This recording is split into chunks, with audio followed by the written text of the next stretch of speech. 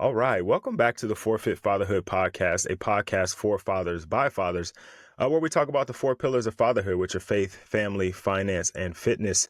And again, I've got a guest with me today, so you guys don't have to just hear me talk about stuff.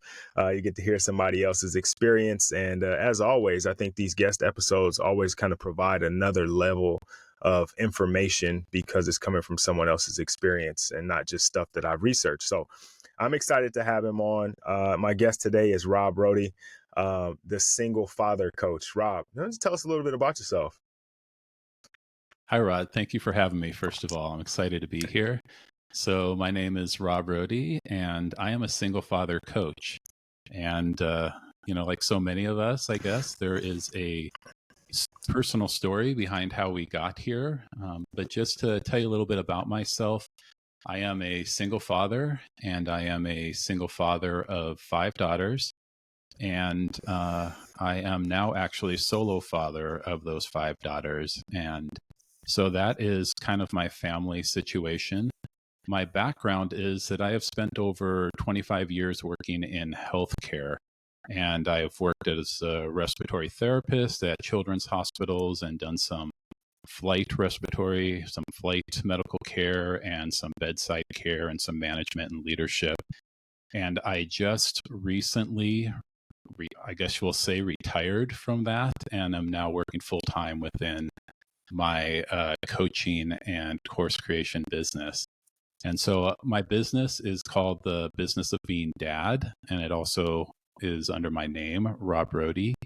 And really, I provide resources and tools to help other single fathers, all fathers, but especially single fathers, just establish some solid, healthy boundaries to really build life-changing, meaningful relationships with their kids.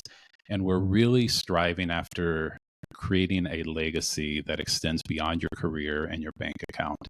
So that's what I do, and that's what we're chasing after. And again, it's good to be here.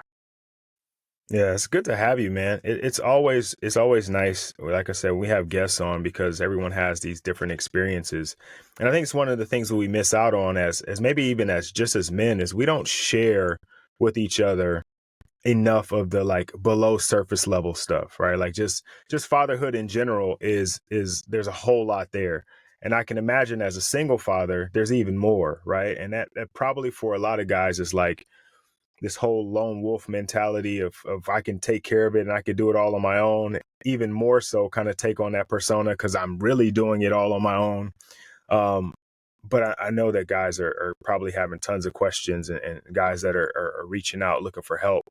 Um, I'm familiar with the struggles of a father, but a single father, what are some of maybe the unique struggles that come along with that?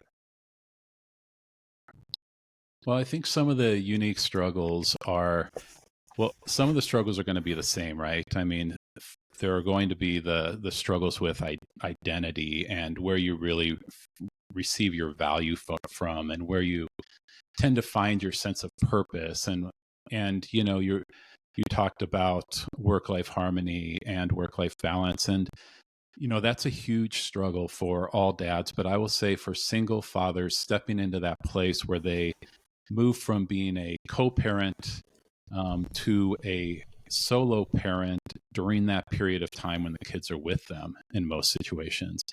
And so I think there is that challenge of trying to balance, I'm going to say, all domains of your life, not just work and life, but balancing the social aspect, balancing self-care. And I'll say most fathers, most single fathers neglect that entirely.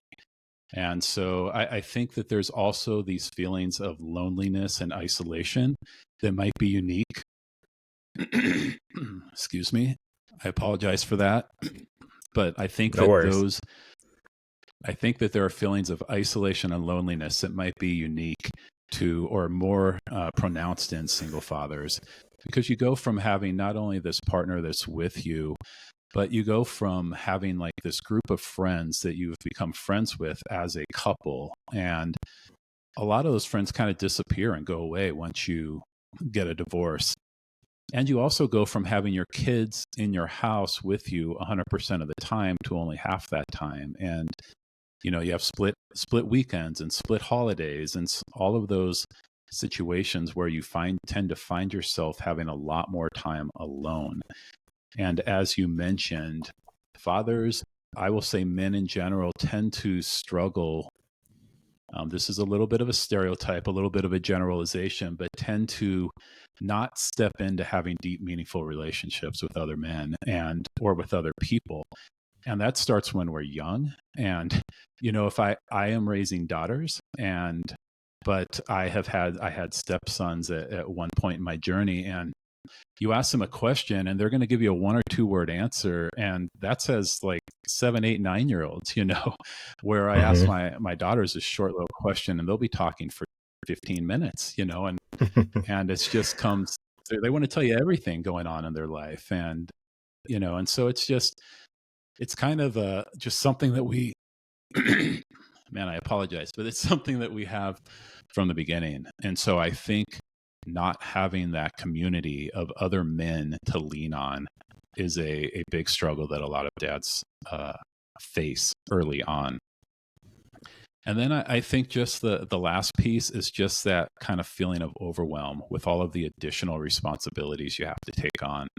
And so it might be just a matter of, okay, within my house, I was responsible for these duties, and now I have everything. And it's not just that though. It's things like, how am I going to talk to my kids about, how am I going to talk to my daughters about sex? How am I going to talk with my daughters? How am I going to help them with their hair? How am I going to um, make it okay with other parents of daughters for their kids to come over to our house to hang out with my kids so that they can have a normal family life? And so you just have to kind of learn how to navigate that and how to step into that space and just really kind of take it head on, because that's the only way to get through it. Yeah, I mean, there's several things you mentioned there that I didn't even think about. Like that last piece is something that me and my wife talk about because I have two daughters, and like them going to hang out at a friend's house or going to even spend the night. I think at this point they're 11 and 9, and I think they've only spent the night at like family's house, right? Because we are just leery of other people, and so I've tried to create in my house like we got all the games, we got a pool, we got trampoline, like we got all the stuff, right? If you guys want to hang out with your friends, they can always come over here. Just because past experiences and knowing kind of what's out there, I'm like, you guys can be safe here, as opposed to going over somewhere else. But I never thought about that. As usually my wife is here, and it's either both of us. It's never just me by myself though. Like the girls don't have their friends over when it's just me by myself, and because I'm cautious of it, just because I don't want people to feel weird about it. But then also, I just from the outside looking in, I don't know if I would let my girls go over and just hang out with somebody who's just their dad is there. And so I never even thought about that, man. But that is definitely something that you have to consider. You mentioned something a little bit earlier, and you kind of made the distinction between a single father and a solo father. What's the difference there?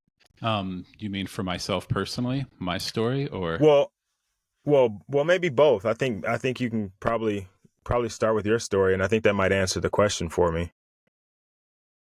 Yeah. So, well, I'll just say that when you are a single father, when you first become a single father, in most situations it's from a separation or a divorce. And so a lot of the challenges and struggles and the things you're dealing with involved with are related to the newness of the situation and the adapting to the situation. And hopefully this isn't the case, but in a lot of situations it is, and that's the volatility potentially between the two parents, and really Mm. trying to create a situation around that and a stable environment around that. Um, and so those are a lot of the challenges you face. But then, and that was my situation. And then, I really struggled with some aspects of that. If I'm being honest, early on, I felt that I was kind of failing in a lot of aspects of that, and I had to really take a look at myself. There were some kind of key moments that happened, and a turning point that happened that just kind of caused me to change the way that I was going to view parenting moving forward. And so I started making some progress and some positive steps, and kind of got into my groove. And my ex-wife and I got along, were able to get along and co-parent effectively and provide that for the kids. But then several years later, there was a series of events that took place, um, kind of kind of horrific events that took place that led to the suicide of the girl's mom. And so at that moment, I went from being a kind of that was the distinction I was making, where I kind of transitioned from a single parent to a solo parent without a partner, a solo parent without a parenting partner, but also trying to care for and trying to provide emotional support for five girls who had just lost their mom, and try to help support them through the feelings of loss and grief, um, and everything that goes along with that. Man, I can't imagine. Well, one, just starting at the beginning, me and my wife do a pretty good job of co-parenting together in the household. And so when I talk to guys who are co-parenting in separate households, I I'm like, dog, you guys are amazing that you're able to do it, even being at odds with that other person, but you're still coming together for a common goal of raising these children. That takes a special kind of person to be able to manage. Because when it's in your household, it's different, right? Like on a daily basis, I have some control over what happens around here, right? But when we're in two separate households, that adds another layer of difficulty that I don't want to ever experience. So I'm always like giving respect to guys who are able to manage that and manage that effectively. But then to even take it further, to have to solo parent, and not only solo parent, but solo parent in because of a loss is something I don't want to imagine for myself. And I can't. Kudos to you for being able to get it done and doing it the way that you're doing it. It's like that's tough. And you got five daughters, right? I do have five daughters, and that's my favorite subject to talk about. So you can ask me about them all day long. And I, but they are currently ages 14 to 28, and this Okay. the loss of their mom happened about 6 years ago. And so my Okay. oldest two daughters, who are twins, they were no longer in the house at that point, but that's still a lot for them to take on as well. And Absolutely. then the other three girls were obviously quite a bit younger. So my youngest at that point was about 8 years old. And so, yeah, that was kind of the situation. And, you had mentioned kudos for dealing with that. And I appreciate that, but I have to say that there were so many people that helped out, and there were so many people that kind of stepped up to the plate. Um, I mean, I'm happy to say, this is kind of jumping to the end of the story, but I'm happy to say that the girls are doing really, really well right now. And so am I. We are all really in a good place, but there was a lot of struggles getting there. There's a lot of work getting there. There still are, a lot of counseling appointments, and, there were victims advocate groups early on, and was a variety of other things that we were involved with. But I am very thankful to the parents of the girl's mom, my in-laws. I'm very thankful to them for always being there for the kids 100% of the time, and to my parents for really playing a key role in that, during a part of that time as well. And then there were just some friends, like, people stepped up when they kind of heard the situation in a surprising way, because, as we kind of alluded to, us as men aren't great at necessarily nurturing those relationships and those friendships, and even worse at asking for help, because I felt that I needed to be that pillar of strength and stability for my girls, especially when all of that was going on.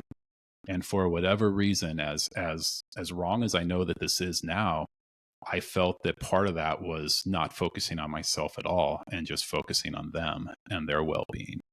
And there was a price to pay for that a little bit, and I've addressed that over the years. But initially, my entire focus was on them and their stability, and I don't even apologize for that based on the situation. But but it would have been a smoother transition if I was also making sure that I was getting the help I needed during that time.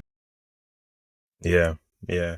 I was gonna ask you about it, but you kind of touched on it a little bit, like the having a support system. And it's one of the things I talk to guys a lot about.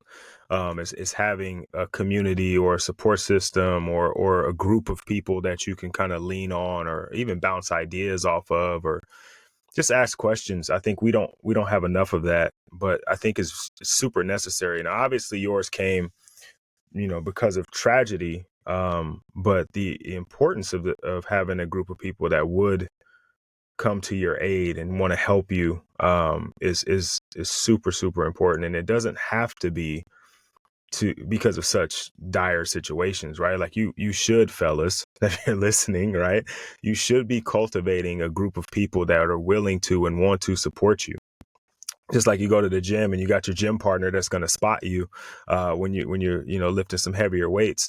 You need somebody that's going to spot you in life. You need somebody that can come in when you're struggling and say, "Hey, I got your back," or at least tell you encourage you, be proud of you. Or they see you doing something maybe you shouldn't be doing, they can put a little fire under you and say, "Hey, straighten up, figure this out. Like you're not doing what you said you were going to do." Like some type of accountability partner or accountability group. Um, man, I, bro, I got two daughters and I have, and my wife is here. I can't imagine having five and like the two run me crazy. Like they got so many different things and activities and stuff they got going on. Having five and being all of it for them is amazing, man. Um, so my question, you're a single father coach. What is it that you do with single fathers? Yeah, so I have created a program that I call Single Father Mastery. And the purpose of the program is to really kind of walk people. Well, I kind of talked about it at the beginning, is to really kind of help them rebuild their life following a divorce or, at whatever point they are in, to help them kind of identify the areas that they really want to focus on and the areas that they really need to address, and just provide some of what you were just talking about with them. Provide that accountability, provide the structure, provide the support. And I think a lot of times people relate a coach as being someone who steps in and is like kind of telling you, okay, I only go to a coach if I'm broken, if I need, if I need to be fixed, or I like need someone to kind of raise me from the dead, so to speak, or the death of this relationship or whatever. But really, all a coach is someone who has experiences that are different than yours and has the ability to help guide you to where you want to Mm, be. They don't necessarily, you don't have to be this person who's like the best dad in the world to be able to help other dads achieve what it is that they're looking for. And so what I do is I start off with walking them through an initial kind of conversation where we are just talking first of all about the fires that exist in their life. So are there any fires that kind of need to be put out? Any immediate things that need to be addressed? Because the initial goal is to really learn about the father, but also to help them get into a place where they are positioned and set up to be able to walk through and focus on a program that can help take them to where they want to be. But the pieces within the program, without going into all the nitty gritty of it, but there is a key component that is really on helping figure out your values, your vision, your top priorities, and not just on a personal level, but on a family level, as a parent as well as within your career. And I have my business is called The Business of Being Dad, because I really believe that your family could benefit by treating it like a business. And I don't mean that mm, by taking away the emotional or the connective piece, which, by the way, every good business has that as well. But, I just mean that from the standpoint of really putting the same sort of effort into um, identifying what it is you want your family to stand for, what it is you want to be Hmm. about, what direction you're heading. And, you know, and then it can even be as simple as taking some time on your calendar that's dedicated to working on those things, whether it's working on yourself so that you can provide that in a better way to your family, or setting aside time on your calendar for your family. And so I just think things like values and vision and purpose and mission apply to a family at least as much as they apply to a business. And so we kind of start by putting that piece together, and then we go from there. And the big focuses after that really are on boundaries, work life harmony, we'll call it, and then really building not just building relationships with your kids and learning how to have these difficult conversations with them. That's the first part, but then leveling that up to a point where you have life-changing relationships where as adults they are with you because they want to be with you, right? We have 18 years with our kids or less where they're in the house, and we have that time to really kind of make our impact in them. And then after that, it's up to them, right? After that, they're in our lives if they want to be, not because they have to be. And so, what are we doing during this time to ensure that we're not just setting them up to be successful in life, but part of that is also kind of setting up our family structure so that they have that support beyond the point when they're small and young. They have it as adults, and it extends to their kids and to your family. So really what I'm chasing after, if I want to put it in one word, it's legacy. It's really like, Hmm. what are we doing today to create our legacy for the future? Yeah, I love that. You know what? I really like the business of being dad, because that I've said before, and the guys who listen to the podcast have heard me say that being the dad in the household is like being the CEO of a company, right? And you and your partner are executive officers. You CEO, CFO, CMO, like whatever it is, right? Like you're in the C suites, and your family, you're trying to get on board with the vision of the company, right? Like you're trying to get them to align with all the things that you envision for the company. So my wife and I have actually gone to the extent of making a mission statement for our family. And then we sat down with our girls and we talked it over, and they had some input and kind of talked about what we want our family to be. Like, what are the goals of this family? What are their goals? What are our goals for them?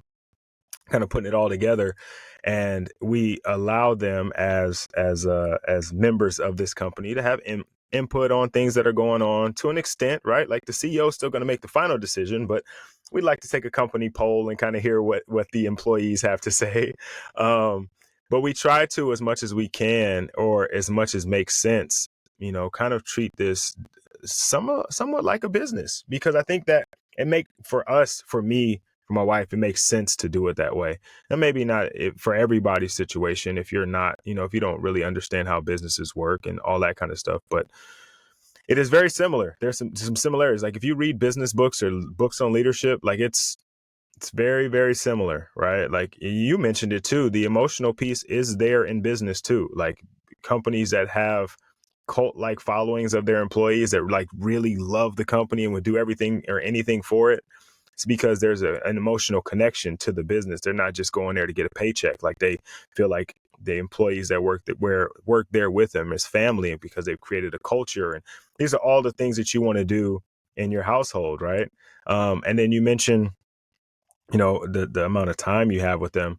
And my daughter is 11, my oldest, and you said 18, and I'm like, dang, 7 years, I don't have a whole lot of time, man. I gotta be impactful, and make sure that I'm doing all the stuff that I need to do, so that when she escalates and she gets out of the house, that, like you said, the legacy continues, right? And she does the things that I did, hopefully, or she thinks about the things that I did with her, and they were good, and so she passes those on to her children, and then hopefully she finds someone who is like me in all the ways that I'm good, and not like me in all the ways that I'm bad, and they can continue to move the needle forward for our family.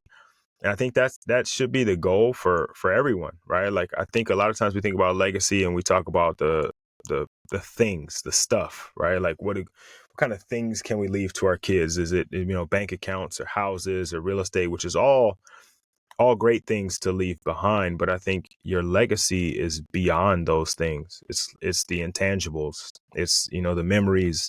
It's the mindset. It's, it maybe even be some phrases that you say that last forever, like, hundreds of years from now, like my great grandfather used to say.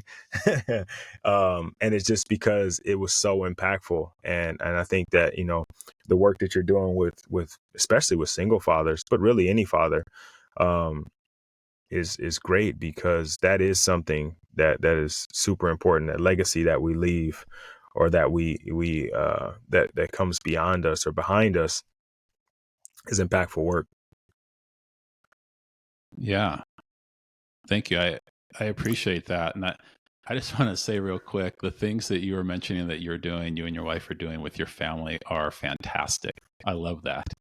And I mean, those are the exact types of things that I'm talking about, because, you talked about like the emotional piece between a business and a family. And when you think about it, like what does every child need really more than anything is probably to be seen, to be heard, to be cared about, to be respected as they are, right? Without having like unconditionally how they are. And there's a difference in the level of that, of course, but what does every employee want? What does every team member want? They want to have a Yeah. voice. They want to be heard. They want to feel like they are contributing and they are part of the company. And that's a big piece of what I teach as well is, that is why things like chores and things like what you giving your kids a voice within the vision, that is that piece, is it's Hmm. allowing them to connect and feel like they are contributing to the family. And I think that is so huge. I mean, with that connection comes closeness and intimacy that you build, over a period of time. And the legacy piece is one that we often think, as you mentioned, in terms of the things or the money or the houses or possessions, but the reality is that it's the littler things, the smaller things, those daily habits that we do, the little thing of just like being present, there for your kids, being available, your child knowing that every night when I get home, if your situation allows this, my father's there. I know he might just be sitting there reading a book or watching a game, but I know that if he needs something, he's I know that if I need something, he's there and he'll Hmm. stop what he's doing and he'll pay attention to me. That's your legacy, right? I mean, it could, and then it can be like the traditions that we create and the little things like that. And I really try, like initially, this was just kind of happening without me realizing. And I kind of looked back and said, oh, well, this is actually becoming my legacy. Part of my legacy is trying to create a family culture where we support each other and everybody feels safe and everybody feels secure and everybody feels loved. That I am perfectly fine with that being my entire legacy if that's all there was. But I mean, there's other things I'm chasing after as well, but I mean that's a huge piece of it. And so, I just want to bring that up because we hear the word legacy and we think big things. Hmm. Um, and instead of thinking small things that we can do that are going to lead to big results. Yeah, yeah, yeah. And you mentioned it too, that just knowing that your father is there, that just being present without like really doing anything, just in the room. Like I know I can go to him, and just going back to business. Some of the companies that people would, I think every year they do like the top companies to work for, and one of the things, that people mention is, like you said, being seen and being heard. They feel like their opinion matters, but they also feel like they could talk to their manager about work things or things that are going on. And as the leader in the household, we're kind of the manager, you know, not middle management necessarily. Like I tell my older daughter she's middle management because sometimes I'll relay a message to her that she has to tell her little sister. And so sometimes, so I'm not middle management at all. I'm the manager, but they're also able to come to me and talk to me about, you know, hey, dad, you know, X, Y, and Z happened today. Me and Reese talked about it, and you know, we had a talk by the water cooler, and we didn't really like what what was going on. And then, you know, we can address it, we can talk about it, but them knowing that I'm there, even if I'm not like overly in their face about it, they feel that I'm present enough that they can have the conversation with me, and it's not like, you know, let's go talk to mom about it because she's there, right? It's, you know, we can talk about dad. We could talk to it with dad just like we could talk to it with mom because he's just as present. Maybe differently, right? Because I'm not as soft and cuddly as their mom, but but I'm there, right? And so they feel like they can come and talk to me, and that's a really really important piece, and that for sure is a legacy building piece because even, you know, as you mentioned, you got the two older daughters. I'm sure they still want to come talk to dad and ask questions of dad because that's who you've shown them to be, right? And so even though they're older and out of the house, that connection is still there, right? It's not the same as the kids who are in the house because they see you every day. But when it's you know, when it's something that they need dad, they feel comfortable in like reaching out and not trying to have to figure it out on their own or Google it, right? They could just ask dad. Yeah, for sure. That's I mean, that leads me to a story, if you don't mind. I'll Go just for it. kind of share involving my two oldest girls. So without going back, without telling you the whole thing, just for the sake of time, my relationship with my oldest daughters struggled a lot. Their mom had them before I met her, and then when we got Mm-hmm. married, I adopted them. And I'm only mentioning that to say that we just had a little bit of a difficult relationship. And when their mom and I went through the divorce, you know, as I mentioned, I didn't do things perfectly. I made plenty of mistakes, and they were upset at me. And there were periods where they didn't want to spend time with me early on, and you know, and they never once said, "You're not our dad," you know, or anything along those lines. But in the back of my head, I was almost kind of thinking that, like, I wonder if they're feeling this way, like, well, Mm-hmm. you're not our real dad, you know, sort of a thing. They have never said that. And I think those were just those voices in my head more than anything.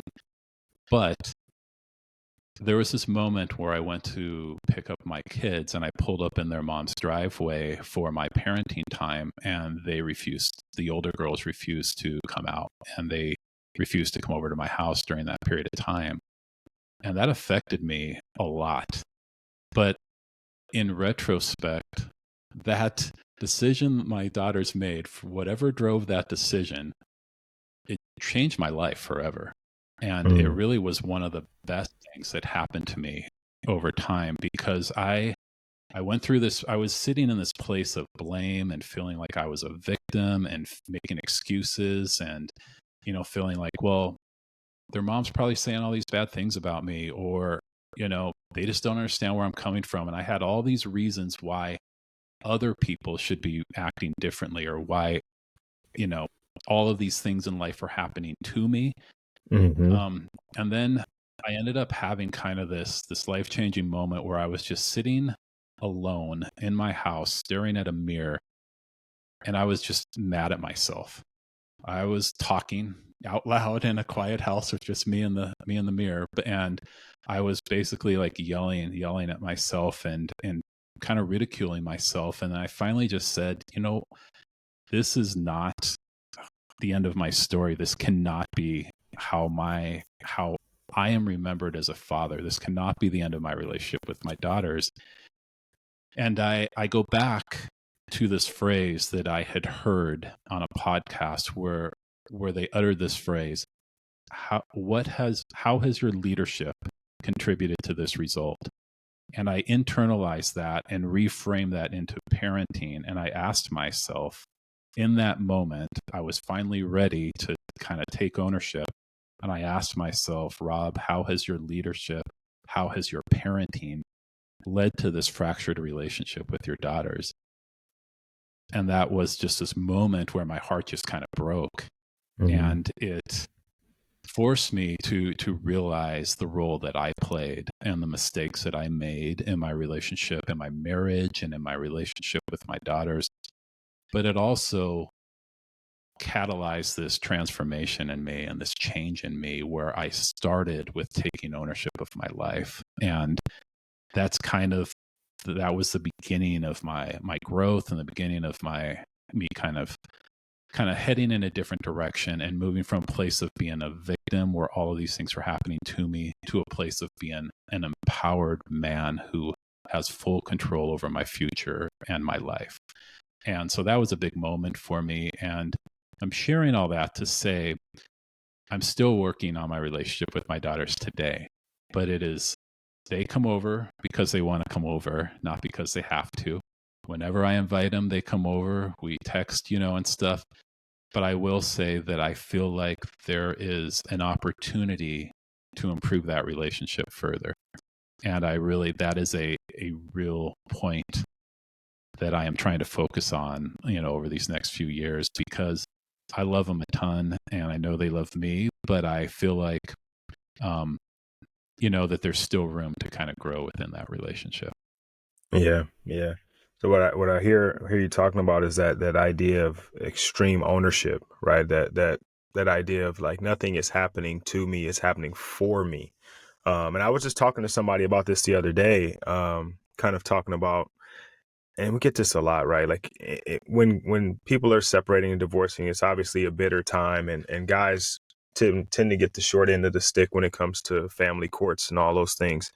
And the guy I was talking to was like, she's making my life a living hell.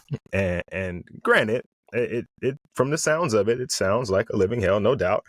And he isn't doing these things necessarily to himself in this moment, but there are some things that maybe there's two sides to every story, right?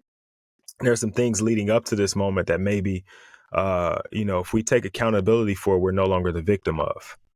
Right. Like there's some things that I could have done in the past that maybe would have been better. And like you said, what have you done as a leader? What have you done as a parent, or even in that particular relationship? What did you done as a husband that kind of led to this? Right. Because this is the this symptom of something else, right? Like the cold is the actual issue, but the cough is killing it. Like we can't take the cough. The cough is driving me crazy.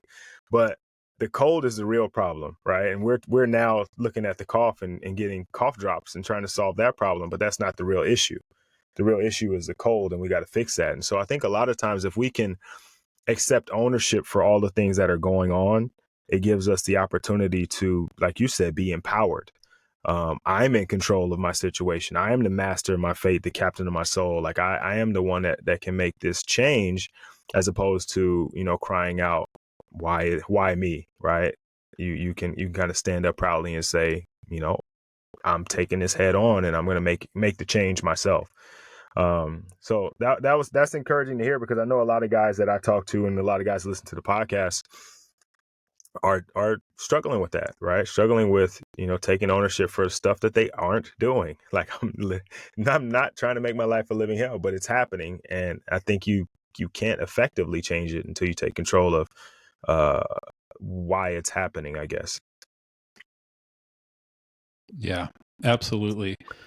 And I think that we tend to, we tend to focus more on the circumstances and less on all of the things that kind of led up to that. And, that was the key moment for me. I mean, that was a moment where I took ownership, and that was a moment that kind of changed things. But I also am open with sharing this story because I also want to make it clear that things aren't perfect today. Mm-hmm. I am Mm-hmm. still working on this today, but I'm doing it with intention and I'm doing it with a purpose, and I'm never going to give up on that. And, that's the choice that I'm making. That is what taking ownership looks like to me in that Mm-hmm. situation. And, as you mentioned, and I'm saying this for all of those other fathers out there that you were talking about, where they are having they might have legitimate reasons for the way that they feel and legitimate circumstances. And I'm not going to go into all of that, but I had some of those too, and I get that. So I'm not saying this without understanding. I'm saying this as Hmm. someone who has been through that. But the thing is all of these thoughts and all of these things that have happened to us, all of these thoughts that are going through our head, we still have a choice of what we're going to do with that. And I Hmm. understand that it's really easier to say that now that I'm on the other side of it than it was when I was in the middle of it. But we have an opportunity we cannot let these kind of voices become excuses, or these circumstances that have happened to us become excuses for the way that we are behaving and the actions that we are taking moving forward. We can accept it. We can say, you know what, this is really, really crummy what has happened to me, but this is what I'm going to do about it. And in spite of that, I'm going to move forward. And I will say, with my relationship with my daughters, early on, I had to make the choice that I was going to be reaching out to them. And it was regardless of the response that I got. Hmm. And the response I got wasn't great for a long time. I would reach out, maybe I'd get a response, maybe I wouldn't. I'd invite them over. Sometimes they would show up, often they wouldn't. And it would have been really easy for me to just stop and kind of give up and be like, you know what, I tried. I tried. That was the best I had, and now it's on them. Well, no, that's not taking extreme ownership, as you're talking about, and that's not Hmm. committing to that relationship and committing to them as individuals. So, I mean, I think we have to be in the mindset to be able to do this, but we need to push past the pain that we're feeling in order to be able to like really step into what that great thing is. It's on the other side of all of that pain. Yeah, yes. Being committed to the process regardless of the results, right? Just doing your part, doing what you can do, and doing it consistently, regardless of what comes from it. Because it's like there's like that meme or that picture out where there's it's like kind of cut in half, and there's two guys with pickaxes, and they're kind of digging through the dirt. Um, and one of them is like in the picture, he's like walking away, but he's like that far away from hitting the diamonds, and the other guy is just still going, because you never know what day that's going to break, right? Like you never know when that text message is going to be the one that just, breaks the wall down completely. And then they are just locked back in with you in the way that you want them to be. Um, and it might be tomorrow. It might not be for 10 years. But if you don't keep going, you won't know when that's going to happen. You won't be able to appreciate it. The other part of that is when you stay committed to the process, even if it never happens, you can be satisfied with the fact that you gave everything you've literally gave everything you had. Right. And I think that's the beauty of hard work is hard work doesn't guarantee success. It guarantees hard work and something that you can look at and say, I did everything I could. Like I left it all on the field, regardless of what happened. I did everything that I could in that situation with everything that I had. And I think that's parenting in general, right? Because I have young kids now, and I really honestly won't know how good a job I did as a parent until they become adults, right? Like they're being a good 9-year-old is not meaningless, but she's going to be 10, and then she's going to be 11, and like every year is going to be different. And so I can kick butt as a 9-year-old's dad, but as a 10-year-old, like, am I going to be just as good? And I have to stay committed to being a good dad, no matter how old they are. And even when they're like adults, I'm still going to be parenting, right? I'm going to be it'll be different scenarios and different situations, but I'm still going to be the same father, right? And because I'm that, and because of my own mindset and mentality, I want to be the best version of me I can be. And so I'm going to be the best 28-year-old's father, whatever that means. And so I think that's something that for all of us to really to stay focused on is just the process, the day to days of being the man and the father that we want to be. Whether that brings us the results we want or not is not up to us, right? Like we actually don't control that. We're just in control of what we can do and what we do next. Um, at a therapy session, like one of the first ones I went to, and this is like we're kind of dealing with some stuff in my youth, and I was telling her, all these different things that are going on, and at the end of it, I was kind of feeling sorry for myself. You get in there and they break you down, you be crying, and wiping your nose, and like a real cry. And at the end of it, she looked at me and she goes, that was really sad, and that's really unfortunate, all the things that happened to you, and it sounds like a lot of them weren't your fault. You were a kid, but you have a decision now. Is all those bad things that happen to you. You can't control that. But what you can control is what happens next. And I was like, still tears in my eyes, but like it hit me like, dang, that was good. That was really good. And I try to keep that in my mind now, is that, things are going to happen that are beyond our control, that we don't want to happen, that we would rather not happen. But what are we going to do next? Like, what do we do after that? After that thing has happened is what's important. How do we bounce back from it? Yeah, absolutely. That's great advice for sure. Yeah, yeah, and it's something that I think about all the time, right? Like every day, like because on the like I try to like I've been trying to do journaling, and trying to like at the end of the day kind of take notes on what's happened that day, and some days like anybody else are better than others. Like you mentioned earlier in this is I got a fatherhood podcast and I coach fathers and I'm doing all this stuff for fathers. Doesn't mean that I'm a perfect one, right? It doesn't mean that I'm doing a great job all the time, right? There's some days when I look back and I'm like, dang, I suck today. Like I lost my temper. I wasn't as comforting as maybe I should have been in that moment. Or dang, was I too tough on her? I've got all these things and I'm taking notes at the end of the day. And it's like, today sucked. Didn't do as good a job as I wanted to as a father. But the bright side is if the Lord willing wakes me up tomorrow, I got another opportunity. Right. And I can get 1% better than I was yesterday. Right. And that's kind of my competition with myself is like day to day, if I look back at my journal and I go, December 17th, 2023 versus today, am I better? And that's how I kind of can kind of gauge it because, like I said, I won't know for sure until they're adults. Yeah. Yeah, you are. I won't go off on too big of a tangent, but you're reminding me of a book that I'm actually in the middle of reading right now called The Gap and the Gain.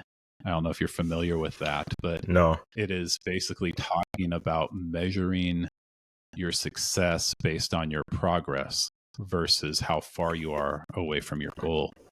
And it's kind of that idea that as long as you are heading, the most successful people tend to keep heading in a positive direction.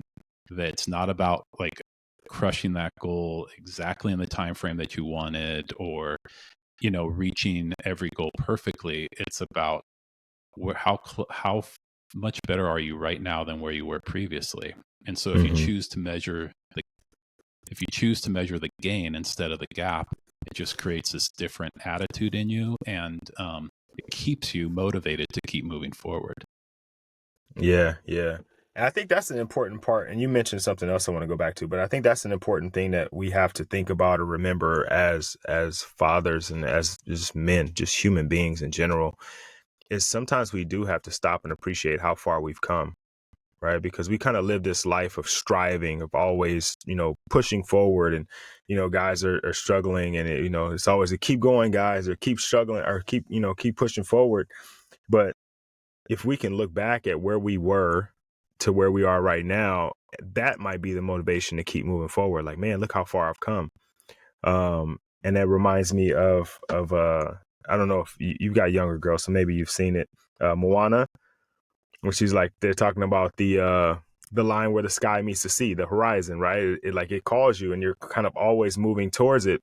And as long as you're facing forward, you don't really realize that you've made so much progress. Because if you keep going, the horizon's just going to stay. It's going to stay there. It doesn't. You don't get any closer to the horizon. You just continue going, and the horizon is just as far as it was when you started. But if you stop the ship for a minute and you turn around and look back, you see how far away from the shore you are. It gives you some appreciation for the amount of work that you've done and some motivation to continue working towards it. Yeah, for sure. So the gap in the I gain, like who that. was who And was that by? I knew you were going to ask me, and I wasn't necessarily planning on sharing that, and I don't Th- remember off the top of my head. That's I quite all apologize, right. but I can We get can that for Google you. it. That's the beautiful part of being in 2024 is we just Google it and we'll find it, and I'll add it to the show notes or something, because I'm gonna check it out for sure. It's a good one. And I have seen Moana, so my kids are older, but yes, we've still seen all those movies. Good, good, good. So you know what? It's been this has been a refreshing conversation because not only am I learning a little bit more about the single father and solo father idea that I not idea situation that I didn't know before. I'm sure there are guys who are listening who are in that in those shoes and can learn from you and what you've done and what you're doing. But uh, I do have a question for you that I typically don't have a lot of questions, but I do have a question that I always ask, and I'm sure the guys are waiting to hear. As someone who is a the single father coach and who is a single father to five, what does fatherhood mean to you? Yeah, so fatherhood to me means responsibility. Mm, That's what I think of when I think of fatherhood, but not maybe how a lot of people think of the word responsibility. But I feel blessed to be a father. I feel that being the father of five daughters is a gift that's been given to me, and I have a responsibility to take care of that gift and mm, to do my best and put my all into that. And so it's a responsibility to provide and to instruct and to connect and to just ensure that these girls that have been that God has blessed me with, that they are taken well care of and left off better than they would be otherwise. yeah, I love that, man. I heard somebody before kind of tell a story of a farmer getting seeds, right? And it's like, as a father, you're kind of like the farmer. You get these seeds, and it's your job to tend the soil. It's your job to make sure they get enough water. It's your job to make sure they get enough sunlight, fertilizer. As they start to grow, it's your job to prune them so they grow the correct way. It's your job to nurture them until they can become fruitful. And in that way, fatherhood and farming are very similar. But I agree with you. It is a responsibility that is very different than just being a man, because you have responsibilities as a man, but they're not the same as those responsibilities as a father, right? You're only responsible for yourself as a man. Make sure that you're doing the right things and not, putting yourself in harm's way. But it's a different level when you become a father. It is so much more to it. And so I wholeheartedly agree that responsibility is fatherhood. um, so if you had to, if you had like if we were able to, let's say that if we were able to kind of get all the guys in one room, like all the dads, single dads, solo dads, dads that are they're co-parenting or parenting with their spouse, like every dad, if we can get them all in the room, and we get you a mic and a stage, but you can only say one phrase or word. You can only say one thing to them. What is the message that you want them to hear? One phrase or one word, huh? That's a It tough could be one. longer. It could be longer. It could be longer. But just understand that they're dads and they're busy. They don't have a whole lot of time, so you got to hit them quick. Yeah. I would ask them a question. I Mm, would ask them, what kind of man do you want to be? What kind of father do you want to be? Because I think that we often get stuck in, get stuck in this place where we are outward focused instead of inward focused. And, I think sometimes it's just as simple. That was the question I asked myself when I was staring into the mirror. I asked myself what kind of man and father I wanted to be, because we all have the opportunity to become that man and become that father.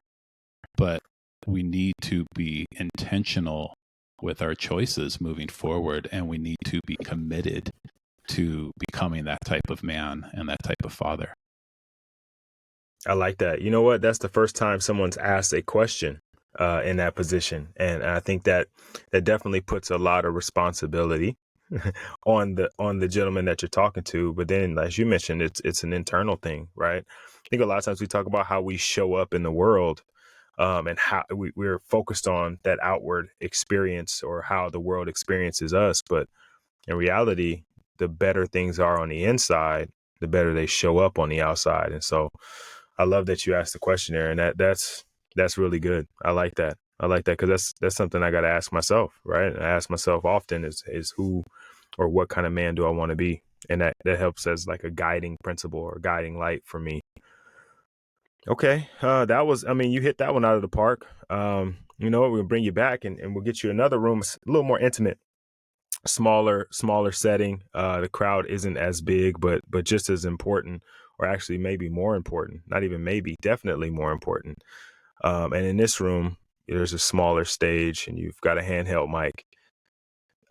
It's just your kids. What do you want them to hear?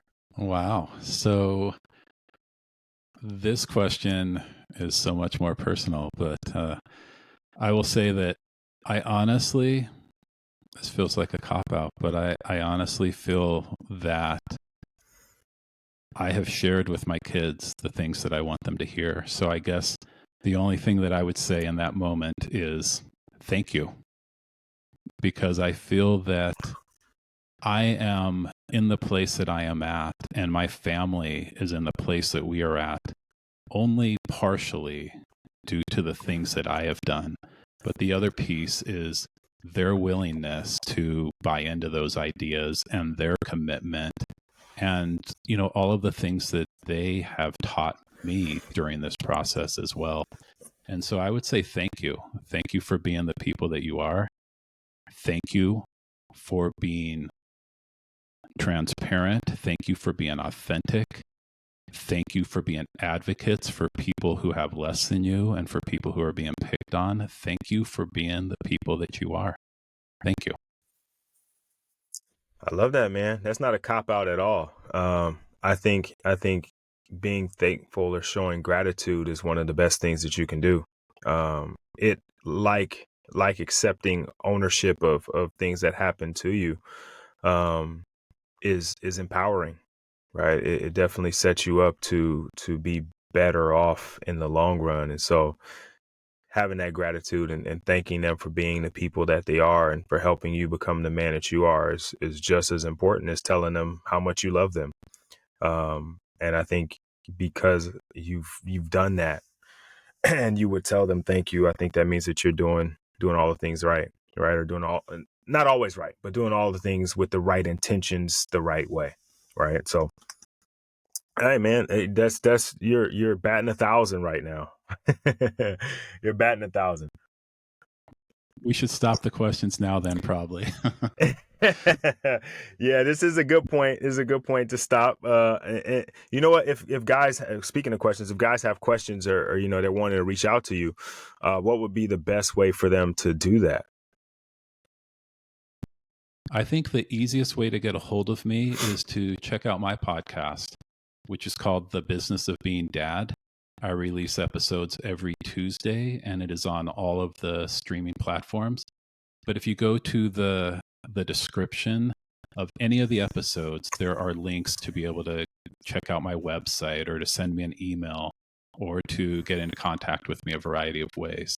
So I would love it if you checked it out, and I would love to hear from you. There you go, fellas.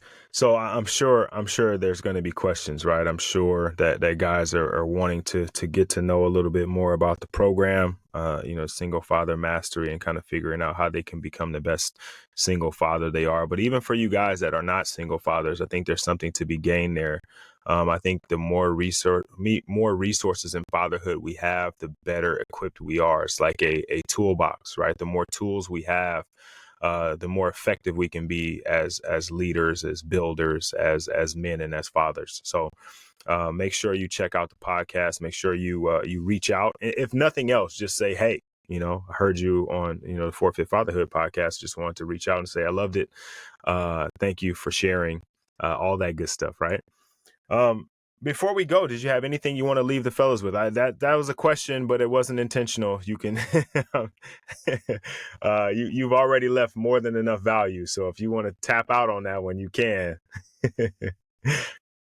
No, I appreciate it. I just want to thank you, Rod. I really enjoyed this conversation, and I appreciate the opportunity to speak with you and your audience.